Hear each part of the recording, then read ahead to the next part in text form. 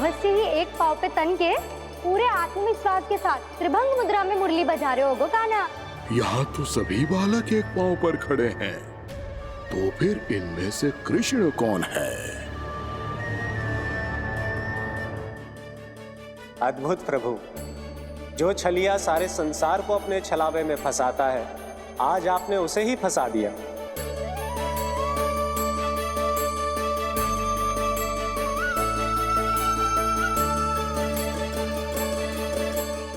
इन सब में से कौन है महाराज कंस का शत्रु, विष्णु का अवतार? कैसे पहचानूं मैं उस कृष्ण को? प्रभु की धुन है ही इतनी मीठी, इतनी कर्णप्रिय कि असुर तो क्या, सारी सृष्टि ही यहां आकर थम जाए।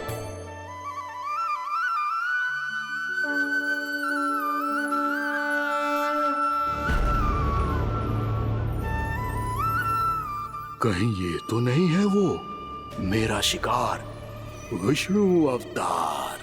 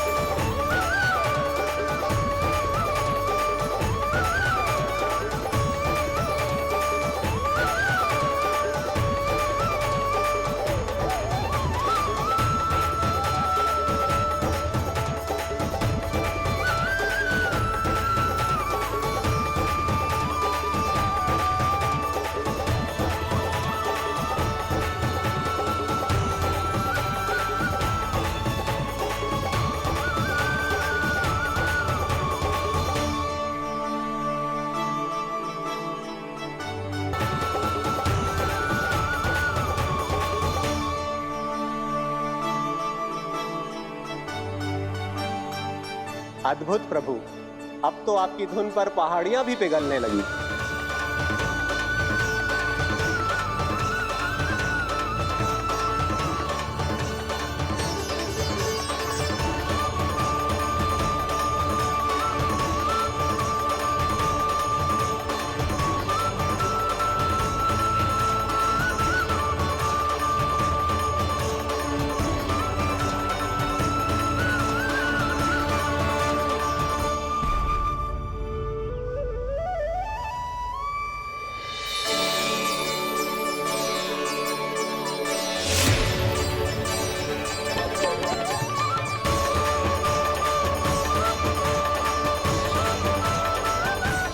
देखते ही देखते पूरी पहाड़ी बावविहल होकर पिघलने लगी है।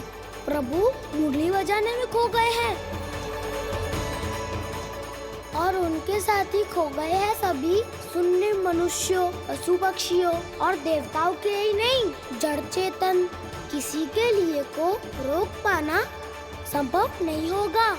कहीं प्रभु की इस मनमोहक मुरली की धुन पर सारा ब्रह्मांड ही ना पिघल जाए। कान्हा!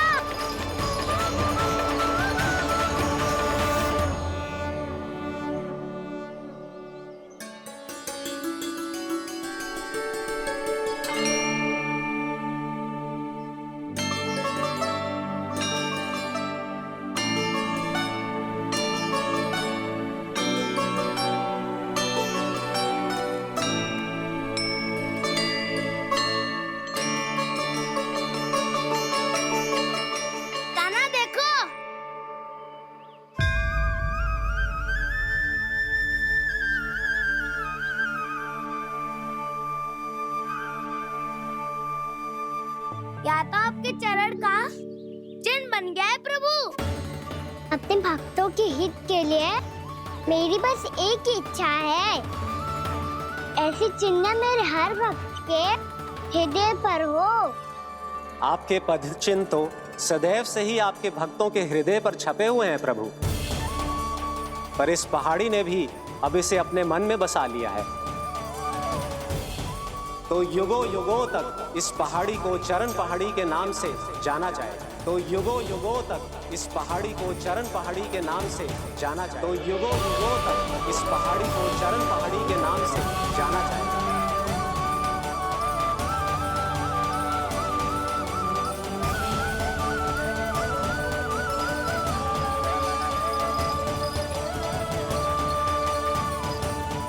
कान्हा, तू हमारे पास से वहाँ कैसे चले गए हो? हमें तो पता भी ना चलो। मैं कहीं ना गया था उज्जवल, और ना ही कहीं जाऊंगा। सदैव यही रहूंगा मैं, तुम सबके पास, तुम सबके मन में। भले ही कोई असुर मुझे तुम सबसे दूर ले जाने का कितना भी प्रयास क्यों ना कर ले।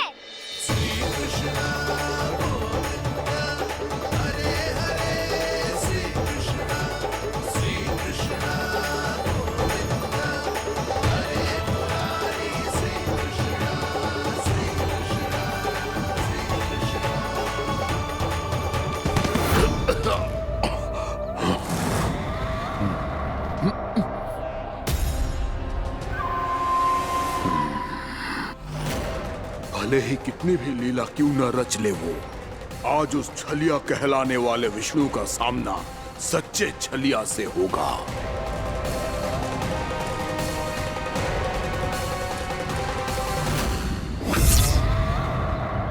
कान्हा, तू कहाँ भटक गए हो तो?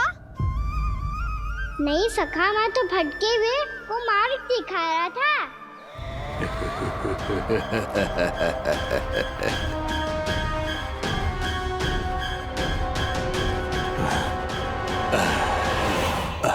फिर से कहीं मत चले जाइयो, बहुत कठिनाई से फिर से तेरा साथ मिलो है हमें। कान्हा, तो इतने दिन बाद आए हो हैं, आज हम केवल गैया ना चराएंगे, कछु आनंद भी लेंगे आज। किसो आनंद? मैंने मारा और गैया सरा के वह दूल्हे से पहले ही सीधे सीधे सब घर चलो। वैसे भी वन में बहुत भय लगता है मुझे। क्योंकि किस बात का भय? इतनी शीघ्र बोल गए। अभी कुछ दिन पहले ही तो उस असुर में और देवताओं में कितने भीषण युद्ध हुआ था। हाँ, हम शीघ्र घर जाएंगे। अरे वसंता, वो युद्ध ना था, सब बड़े बड़े देवता हमारे सखा कान्हा को बचाने आए थे। तू ही सोच, जिसकी रक्षा सारे भगवान मिलके एक साथ करते हैं, वो कान्हा हमारे साथ है, तो फिर हमें कैसा भय? वो कान्हा हमारे साथ है, तो फिर हमें कैसा भय? तुम सब भी कौन सी बात लेकर बैठ गए हो? ये बताओ कि आज हम क्या खेलेंगे?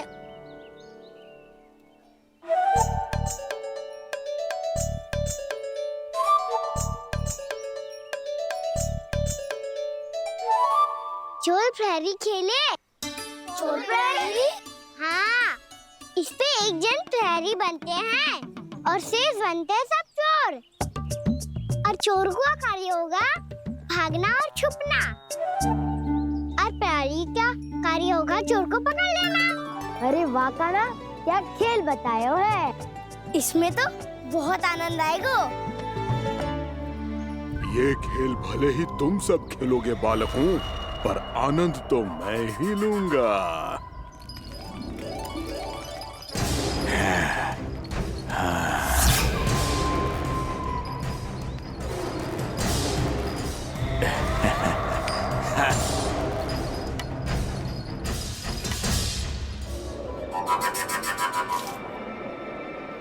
ये सिक्का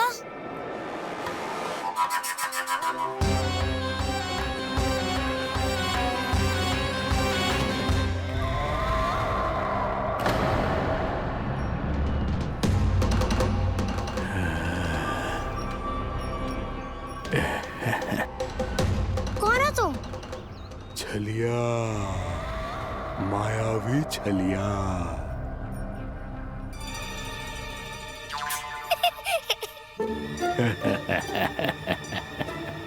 छलिया तो बहुत भयानक होता है, तुम्हारे जैसा थोड़ी दिखता है। हाँ। मुझे मूर्ख समझते हो तुम? 100 छलियाएं देखे हैं मैंने। हाँ। पर मैं उनसे ना घबराता हूँ, उनको मुझसे भय लगता है। हाँ? सच? और नहीं तो क्या, मैं हूँ इतना अनोखा इतना वीर। तुम्हें विश्वास ना हो रहा है तो चलो मेरे सखाओं से पूछ लो।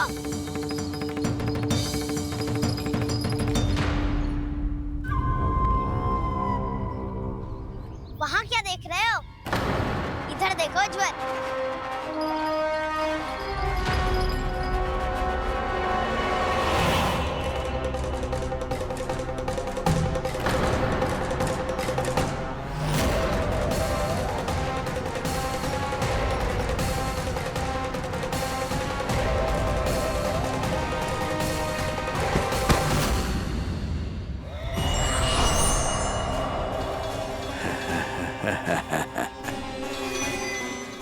सौ छलिए देखे हैं इसने।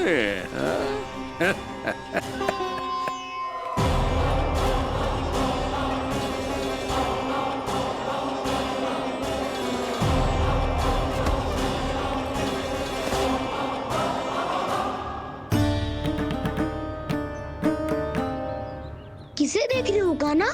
उज्जवल को। कहाँ चले गया वो?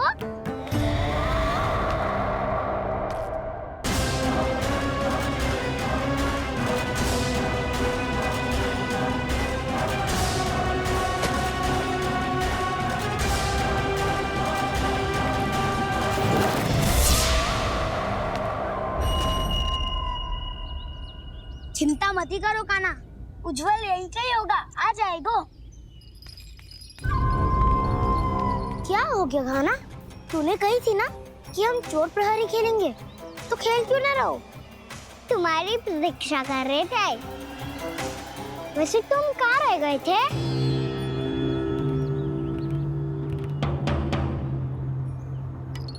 वो ये देखो ना, मुझे क्या मिला? सिक्का।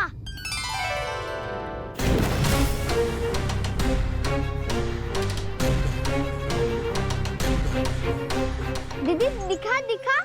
ना ना, ऐसे ना। जे सिक्का मैं उछालूंगा और जिसके हाथ में आया वो बनेगा प्रहरी और अन्य सब चोर। शिकार है। यदि मैं प्रहरी बन गया तो बहुत सरलता से इस कृष्ण को पकड़कर गुफा में ले जाऊंगा और वहीं इसकी हत्या कर दूंगा। इसे इसके ही यंत्र में फंसाना होगा मुझे।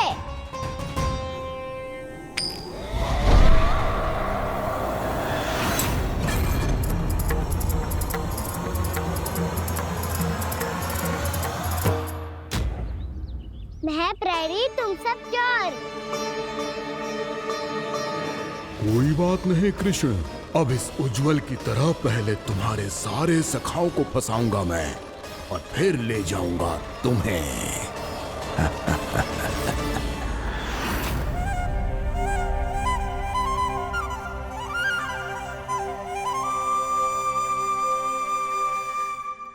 चलो खेल आरंभ करें। कान्हा, तो हमें पकड़ना। आंखें बंद कर कान्हा।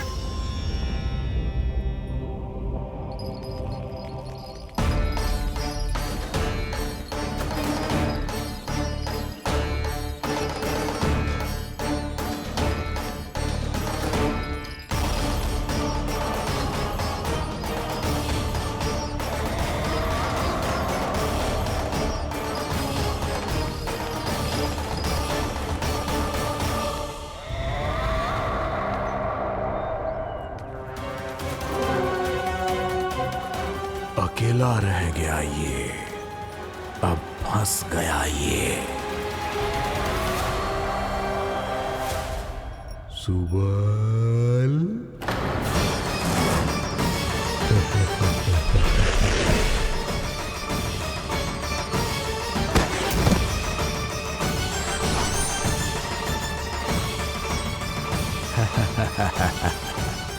इन सब का तो मुझे पता नहीं, परंतु मुझे बड़ा आनंद आ रहा है इस खेल में।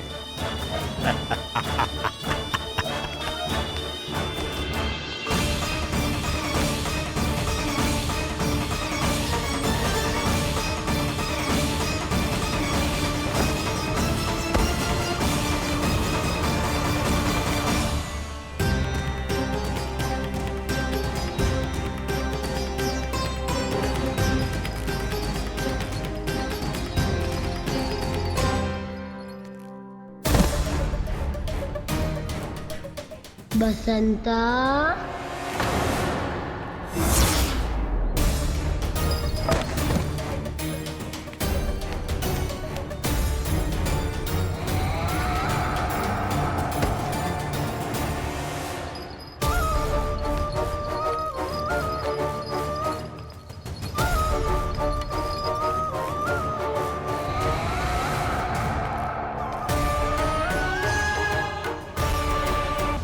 ये तो एक एक करके सभी बालकों को अपना शिकार बनाता जा रहा है।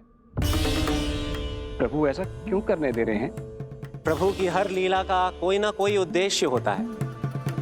यदि वो इस असुर को इन निर्दोष बालकों पर अत्याचार करने से नहीं रोक रहे हैं तो इसका भी कोई ना कोई कारण अवश्य होगा।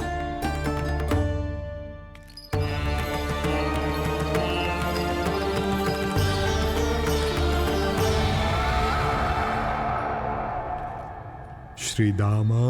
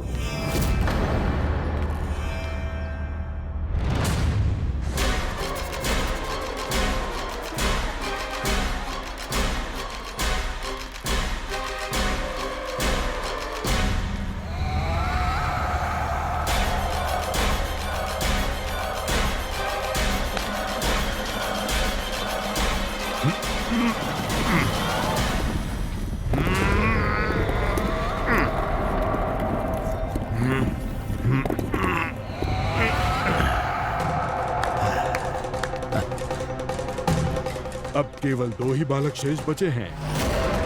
दोनों को पकड़कर ये खेल ही समाप्त कर दूंगा।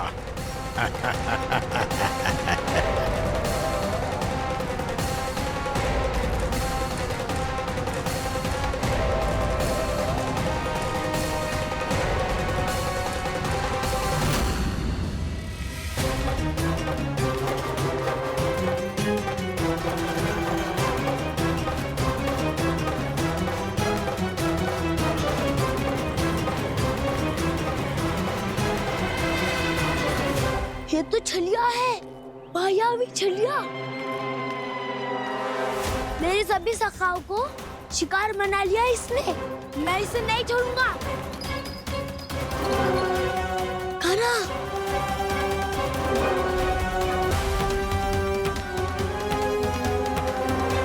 कान्हा, कान्हा।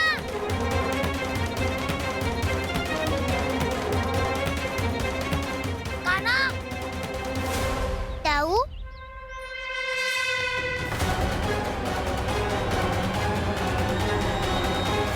छलिया हो तुमने मेरे सखाओं का अपहरण किया है।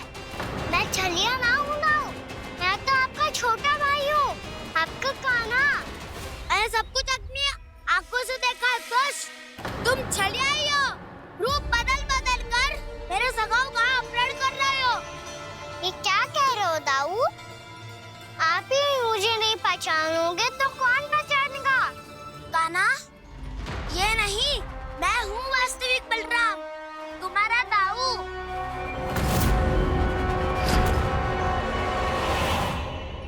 इसके भौंकों में मत आना कान्हा, ये चलिए।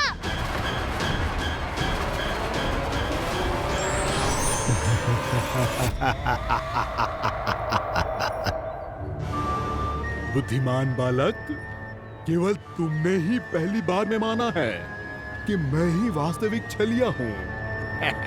पर हम तुमसे भयभीत नहीं है दस।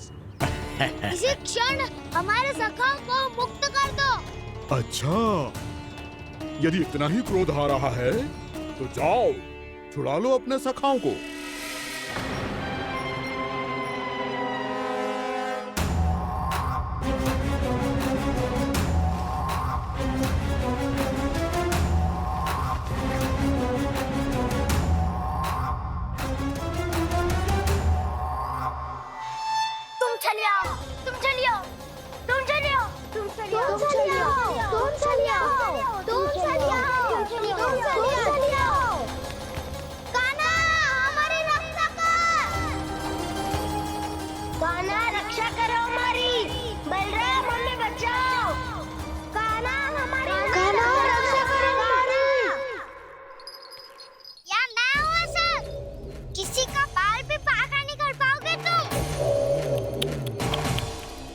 बालक, पर मैंने तो पहले ही तुम्हारे सखाओं को उस कंदरा में पहुंचा दिया है।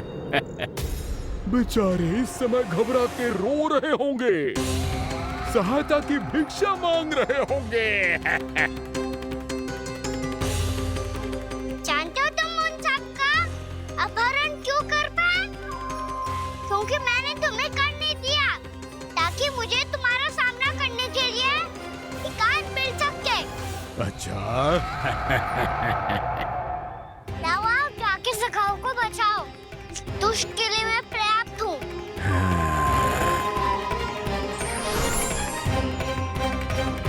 कान्हा, पीछे मुड़ के मत देखना कान्हा।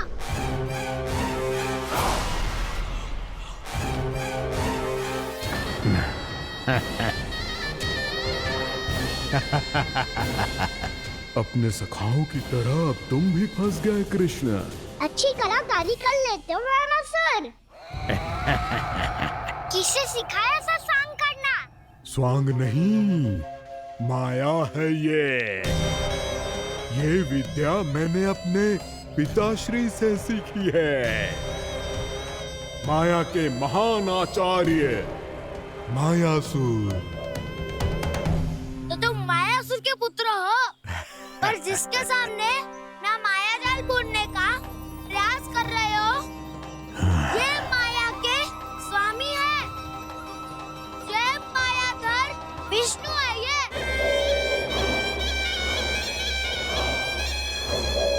का प्रयास कर रहे हो, ये माया के स्वामी है। ये मायाधर विष्णु है। ये अच्छा, तो होते रहे। मैं तो इनकी हत्या करने आया हूँ और हत्या करके ही जाऊंगा। जाओ, आप सखाओं को बचाओ, मैं इनका सामना कर लूंगा। पर कान्हा, अभी आप ही ने तो कहा था माया का स्वामी हूँ मैं।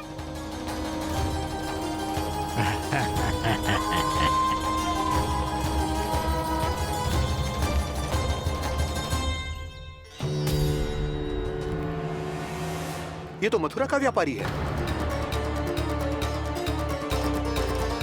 इसको अर्थ वो जो था वो सच में छलिया हो तो कहीं वो नंदमोहन तो ना पहुंच गो। हमें शीघ्र ही गांव जाना पड़ेगा और सबको सावधान करना पड़ेगा। चल।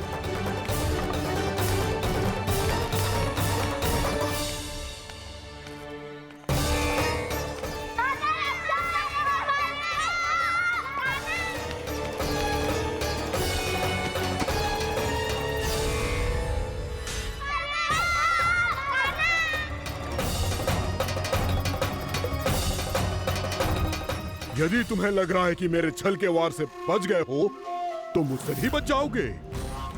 ये तुम्हारी सबसे बड़ी भूल है कृष्ण। मेरे पास बहुत सारे मायावी अस्त्र हैं जो क्षण भर में ही तुम्हें विष्णु लोक पहुंचा देंगे। तो फिर प्रतीक्षा क्यों कर रहे हो? बालक, मैं परिहास नहीं कर रहा हूँ। मुझे पता है, तभी तो कह रहा हूँ शीघ्र दिखाओ ना। मुझे तुम्हारे सारे मायावी अस्त्र देखने हैं।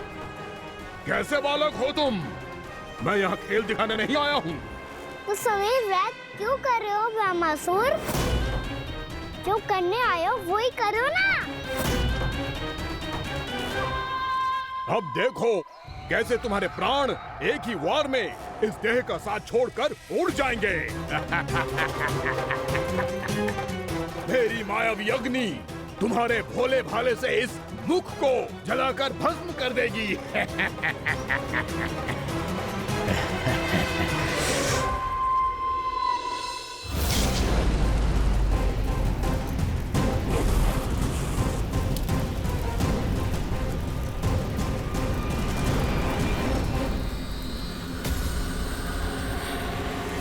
सही कह रही हो व्यामासुर। भोला भाला तो दिखता हूँ मैं, भैया भी यही कहती है।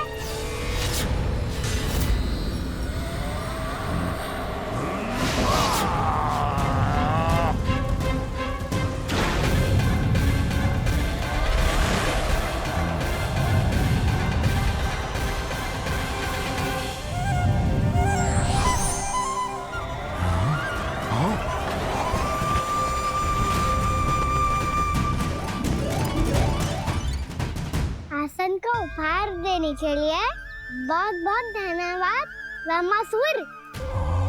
बहुत समय से खड़े खड़े थक गया था मैं।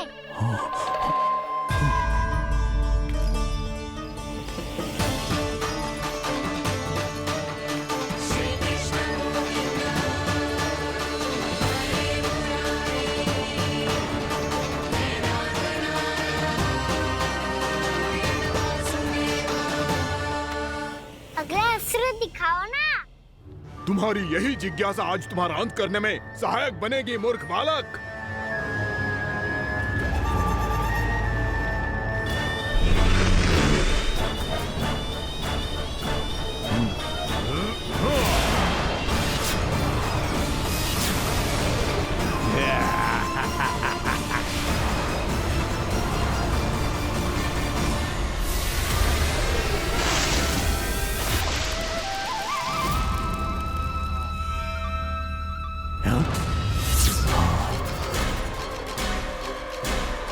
अच्छा, पर प्रक्षालन करना चाहती थे तो पहले क्यों नहीं बताया? मुस्कुराना बंद करो। तुम्हारी ये हंसी मुझे कांटों की तरह चुभ रही है। पर मैया तो कहती है कि मेरी मुस्कुराहट फूलों की तरह है।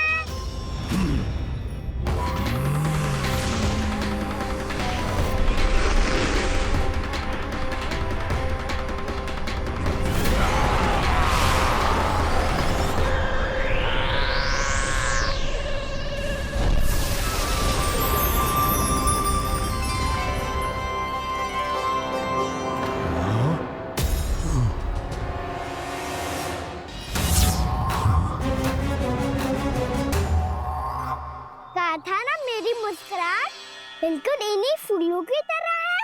और तुम कर क्या रहे हो व्यामासुर? कभी आसन दे रहे हो, कभी पद प्रक्षालन कर रहे हो और अब फूल भी चढ़ा दिए। तुम मुझ पे वार करने आए हो कि पूजा करने? तुम्हारी पूजा तो मैं अब ऐसी करूंगा कि तुम मृत्यु के बाद भी मुझे भूल नहीं पाओगे बालक।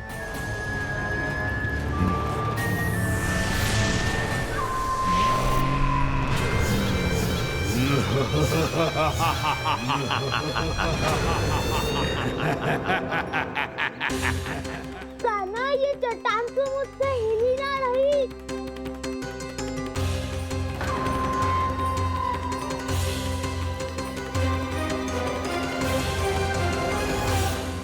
अभी कंदरा के अंदर कुछ क्षणों में ही प्राण वायु समाप्त हो जाएंगे।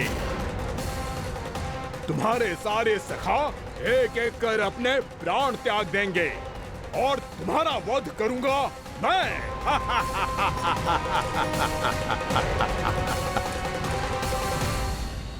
अरे सब जन बच के रहना। छलिया आया हुआ है वृंदावन में। अरे छलिया आ गया है। वृंदावन में मायावी छलिया। अरे क्या हुआ? कौन छलिया? मायावी छलिया, सबको छलता है वो। हाँ, कुछ भी कर सके है वो। बहुत भयानक। अरे भानु ठहर जरा, क्या हुआ? बहुत भयानक है वो, बच के रहना सब लोग। अरे भेष बदल ले तो है वो। हाँ। क्या हुआ? छलिया है वो। अरे पूरी बात तो बताओ। रानी भाभी, रानी भाभी, कान्हा घर पर ही है ना? ऐसे भड़बड़ा क्यों रहे हो? कोई भूत देख लियो है क्या? भूत ना भाभी, छलिया से भेंट हो गई। सच्ची का मायावी छलिया है भाभी। क्या उल्टा सीधा बोले जा रहे हो? ठीक से बताओ। अब बोलो भी। वो कान्हा के पीछे पड़ो है वो। मेरे लल्ला के पीछे? हाँ रानी भाभी, हमारे अचेत होने से पहले हमने उसे ये कहते सुना था कि वो वृंदावन आने वाला है कान्हा से मिलने। हे नारायण, मेरे कान्हा की रक्षा करना। जसोदा जी, मायावी छलिए से बचना बालकों के बस की बात ना है। जीजी, बालक वन में अकेले हैं।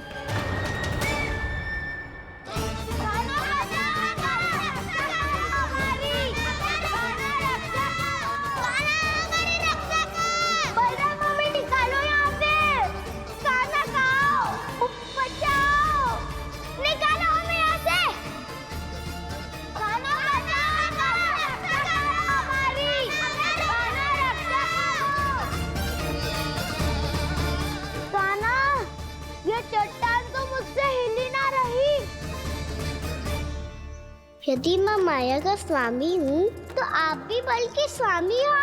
ताऊ, अपनी क्षमता, अपना सामर्थ्य स्मरण करो।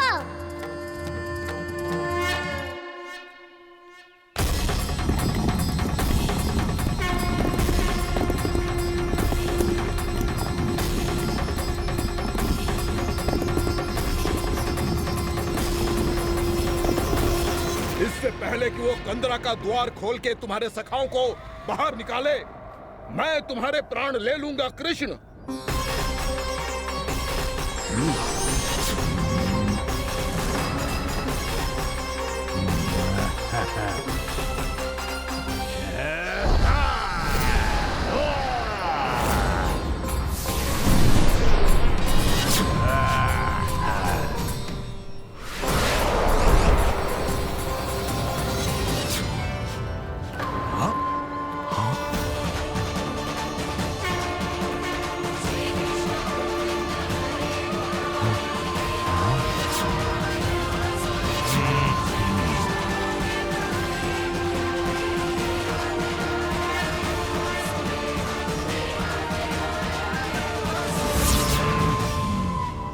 कितनी पूजा करोगे ब्रह्मासुर?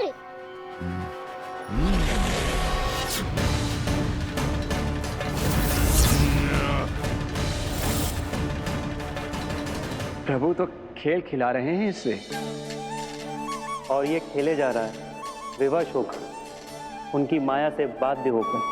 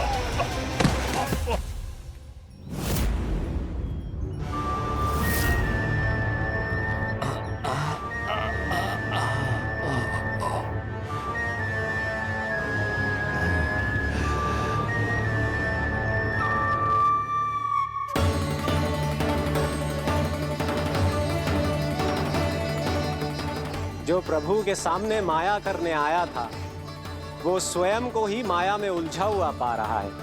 नारायण नारायण।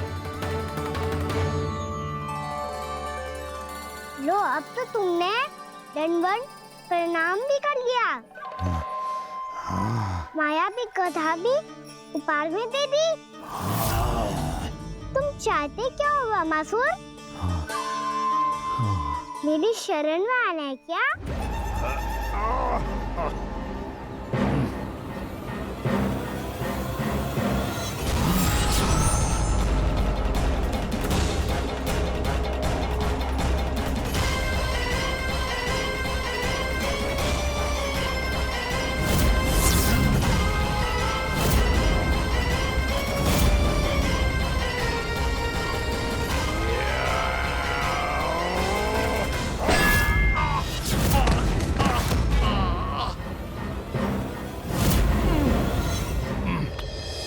सोच विचार का समय ना है हमारे पास।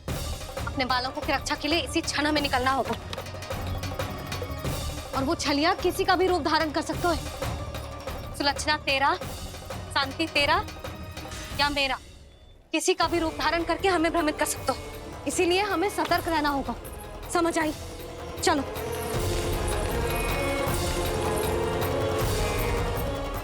अभी भी समय है रामासुर, समझ जाओ। यदि मैया आ गई तो बात गड़बड़ हो जाएगी।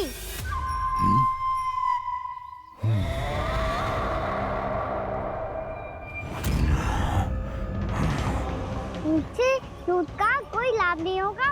रामासुर, स्मरण करो तुम कौन हो। मायासुर का पुत्र हूँ मैं, अपने स्वामी महाराज कंस का सेवक हूँ, और तुम्हारा हूँ मैं काल।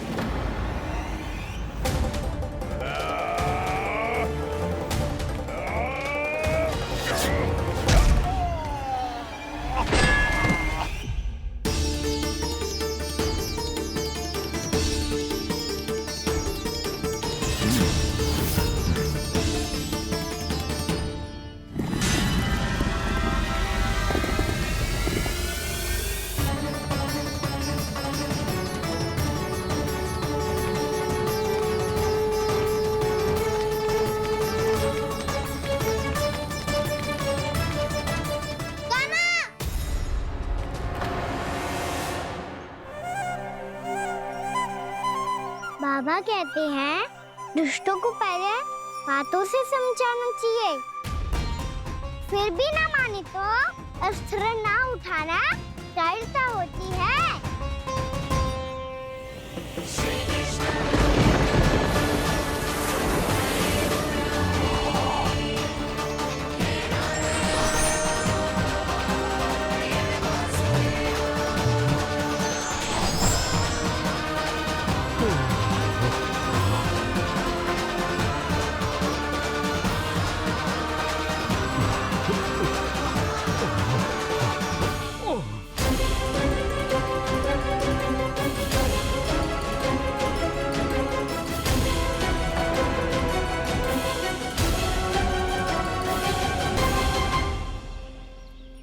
पता था मुझे, अपने बाबा के स्वरूप को हानि नहीं पहुंचाओगे।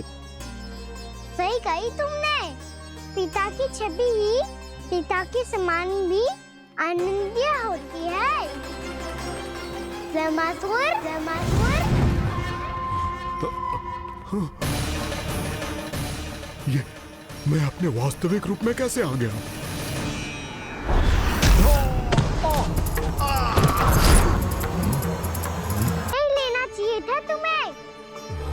मैया ने सिखाया है भूल को क्षमा किया जा सकता है, पर जानबूझ के किए गए अपराध के लिए दंड ही एकमात्र विकल्प होता है। ये बार बार अपनी मैया का नाम ले रहा है। यदि मैं वो स्वरूप लूं तो अपनी मैया पर वार नहीं कर पाएगा ये।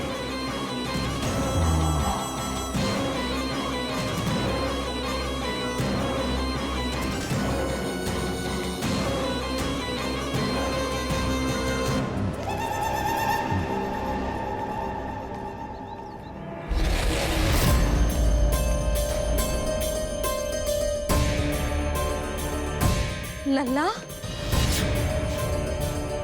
मैं तेरी मैया हूँ, अपनी मैया को मारेगा? बच गया। समझाया था, पर तुमने एक बार फिर से मूर्खता कर ही दी। इस पर तुमने पहले से भी बड़ी और पहले से भी भयंकर भूल किया रामासुर।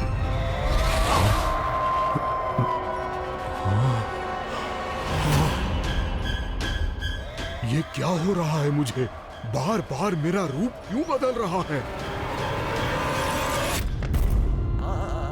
ममता को समझे बिना अधिक समय तक मैया का स्वरूप हरण करके नहीं रख पाओगे रामासुर।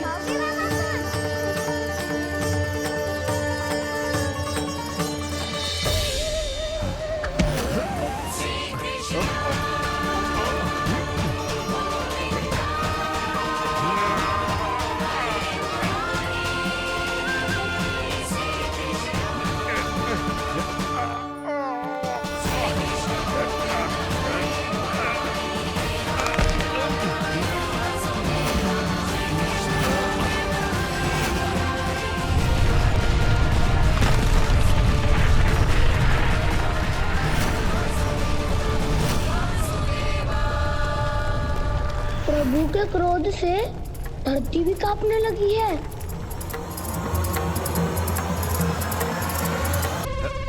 पुत्र को मारने के उद्देश्य से एक माँ का रूप लिया तुमने। ये ममता का और मेरी मैया का घोर अपमान है रामासुर।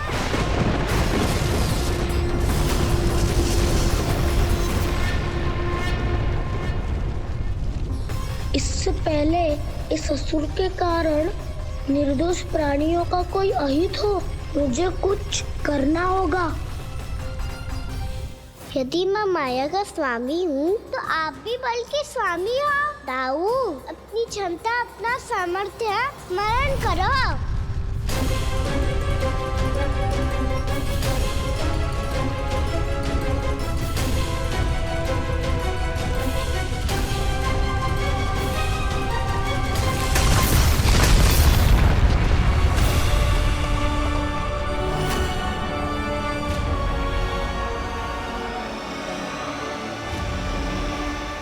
अद्भुत बलदाऊ, अद्भुत।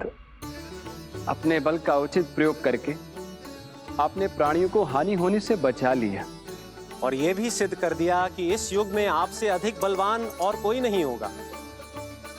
आज से आप बलदेव के नाम से भी जाने जाएंगे। आज से आप बलदेव के नाम से भी जाने जाएंगे। आपके चरणों का ये चिन्ह युगों युगों तक आपके बल की कथा कहता रहेगा। बलराम का चरण चिन्ह।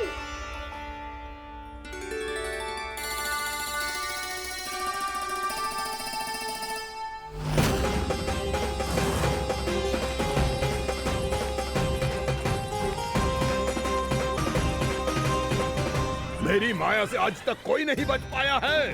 एक बार मुझे छोड़कर देखो, फिर पता चलेगा कि मैं हूँ कौन। पहले ये तो देख लो कि मैं कौन हूँ।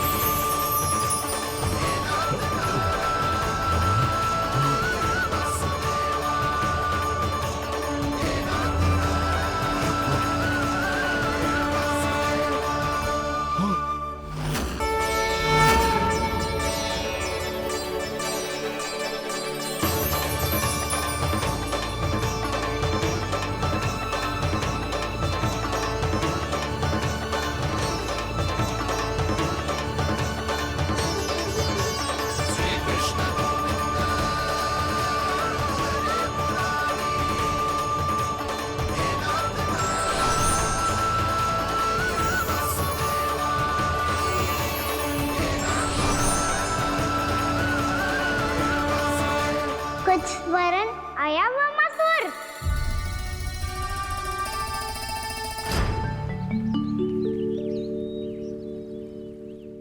बहुत समय पहले की बात है। बहुत बड़े भूमाकर राज करते थे तुम। तुम्हें मान राजा भीमम के नाम से जाना जाता था। सब कुछ था तुम्हारे पास, पर शांति नहीं थी। इसीलिए शांति की खोज में अपना संपूर्ण राज अपने पुत्रों को सौंप कर हिमालय पर्वत की ओर चल दिए। अनेक वर्षों की तपस्या के बाद तुम्हारे तप की कीर्ति चारों ओर फैलने लगी और फिर सच्चे तपस्वी के रूप में तुम्हारी ख्याति से प्रभावित होकर महर्षि उलट तुमसे भेंट करने आए। राजा भीमरथ, आपने ईश्वर की प्राप्ति के लिए सब कुछ छोड़ दिया, पर अपना अभिमान नहीं छोड़ पाए। इसीलिए मेरे आगमन पर सम्मान के साथ खड़ा होना तो दूर, मेरा अभिवादन भी नहीं किया। अभिमान तपस्वी का गुण नहीं होता है राजन, अभिमान राक्षसी गुण है। इसलिए मैं आपको श्राप देता हूँ कि आप अगले जन्म में एक राक्षस के रूप में जन्म लेंगे, एक राक्षस के रूप में जन्म लेंगे। मुझे क्षमा कर दीजिए महर्षि, मैंने जानबूझकर आपका अपमान नहीं किया है। मैं तो यहाँ पर शांति की खोज में आया था। अपने भीतर के संसार में गहरे सोच विचार में डूबा हुआ था मैं। मुझे क्षमा कर दीजिए महर्षि, मुझे क्षमा कर दीजिए। अपनी भूल का आभास प्रायश्चित की ओर पहला पग होता है। मैं अपना श्राप तो वापस नहीं ले सकता, परंतु आपको एक वचन अवश्य दे सकता हूँ। जब भी प्रभु नारायण का अवतार होगा, आपको उचित समय पे वो वरदान देंगे जिसकी आप लंबे समय से प्रतीक्षा कर रहे हैं।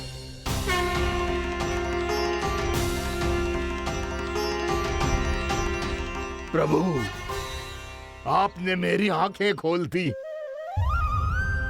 अब मुझे पता चल गया है कि आप कौन हैं और मैं कौन हूं। इसलिए आप मुझ पर कृपा करके अपने चरणों में स्थान दे दीजिए। मुझे वो शांति प्रदान कीजिए जिसकी खोज में मैं वर्षों से भटक रहा हूँ। शांति तो मोक्ष में ही है, इसीलिए मैं तुम्हें मोक्ष का वरदान देता हूँ।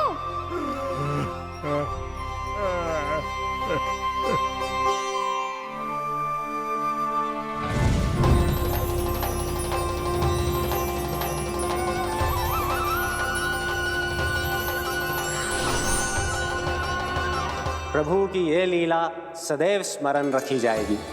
इस स्थान को इनका आशीर्वाद मिलेगा और इस कंदरा को व्योमासुर की कंदरा के रूप में पहचाना जाएगा। भविष्य में अनेक ऋषि मुनियों की शरण स्थली बनेगी ये कंदरा। दीदी, ये कोई साधारण बालक ना है। ऐसा चमत्कार कोई साधारण बालक थोड़ी ना कर सकते है। तुम सत्य कह रहे थे बलराम, गाना सच्ची में भगवान ही है।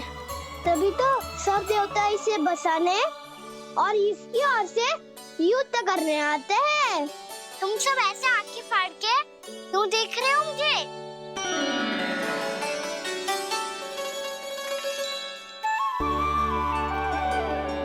बलराम, तुम बलवान हो और कान्हा भगवान है। दूर दूर तक कोई दिखाई न दे रहा है। ना जाने किस हाल में होंगे बालक। कहीं हम ही तो मार्ग ना भटक गए शीघ्रता के चक्कर में। अब तो एक पग भी ना चलो जा रहे हो। जल, किसी के पास जल है क्या? कंठ तो मेरा भी सूख रहा है मौसी। भाभी, निकट ही जमुना जी है, कहूँ तो वहाँ से जल ले आओ। मैं भी जा रही हूँ भाभी, एक से भले दो। हाँ चल, शीघ्रता से आओ। हाँ।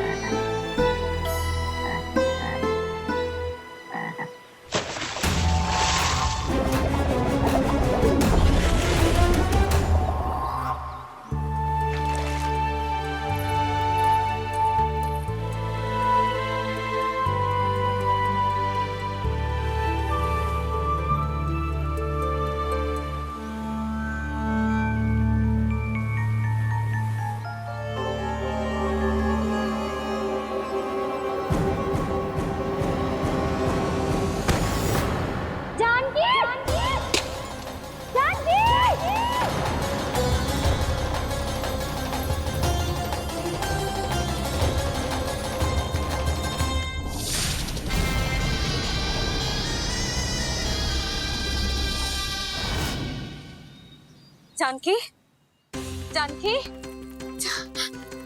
क्या होगा इसे? देखो ना जी, अब छलिया की सूचना मिलते ही हम सब बालकों को ढूंढने चली गई और ढूंढते ढूंढते सबको बहुत प्यास लगी आई जी। तो जानकी जमुना जी की नदी से जल लेने गई और उसने जमुना जी का पानी पिया और उसकी जेदशा हो गई। बालक कहाँ है? वो ठीक तो है ना?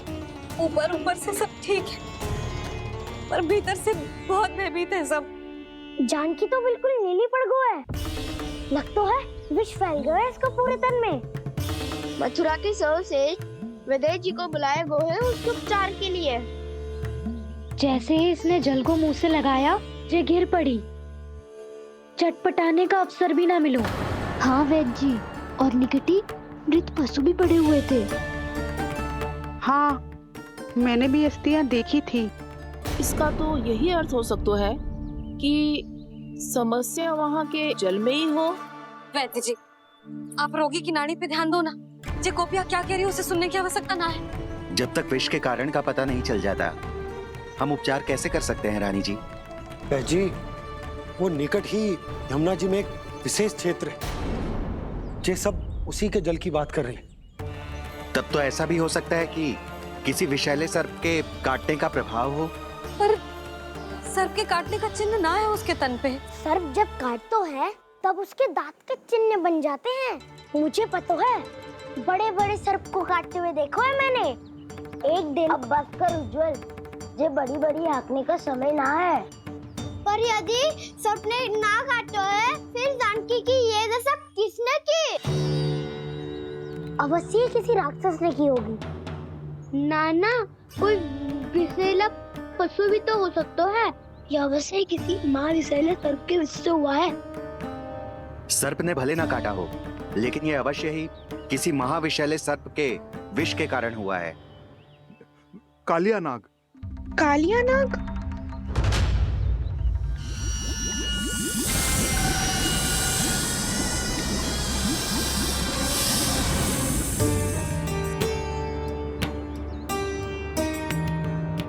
संकेतों से तो ऐसा लगता है कि जानकी ने कालिया नाग के क्षेत्र के विशाल जल पी लियो है।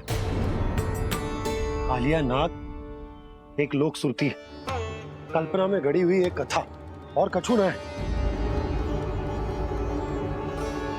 हमें जाके पता लगाना पड़ेगा। पर हमें वहां जाने से मना किया है ना बड़ों ने। उज्जवल सही कह रहे हो है। इस समय जानकी के स्वार्थ से अधिक महत्वपूर्ण और कछु ना है। जानकी हमारे लिए ही जलाने गई थी जी। ना मैं उसे जाने देती ना जैसा वो तो। वैद्य जी, आप शीघ्र कछु करो, कैसे भी कछु भी करो, पर इसके प्राण बचा लो। यशोदा, धैर्य रखो, श्री नारायण पर विश्वास रखो, वो सब ठीक कर देंगे।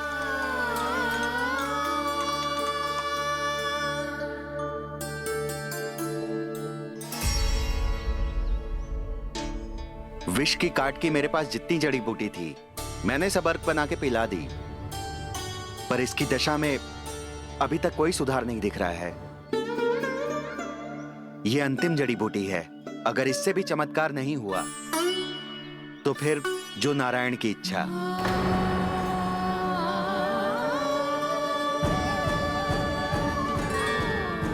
पर कोई तो उपाय होगा जानकी को बचाने का। कान्हा, यदि तुझे किसी औषधि के बारे में पता है, हमें बता दे, हम जाके ले आएंगे।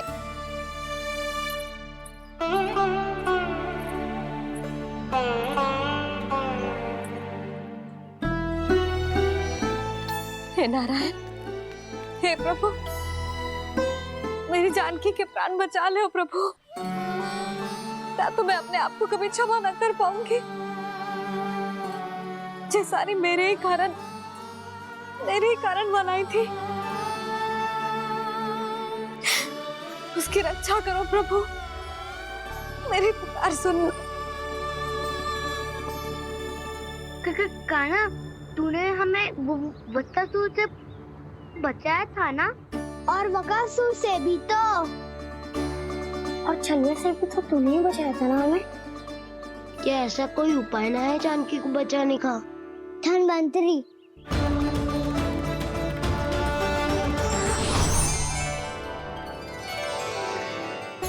मैं आ गया हूं प्रभु, चिंता मत कीजिए, आपके आदेश का पालन अवश्य होगा। यशोदा मैया,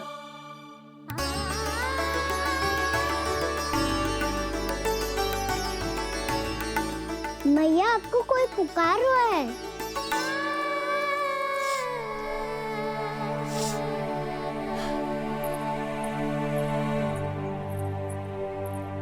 चिंता मत करो मैया, अब धनवंतरी जी आ गए हैं, वो सब संभाल लेंगे।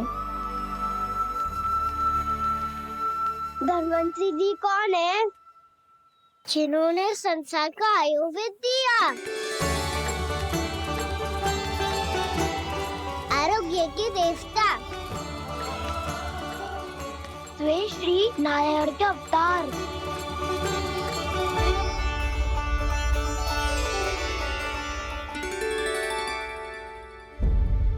मुझे पता चला है कि आपको वेद की आवश्यकता है।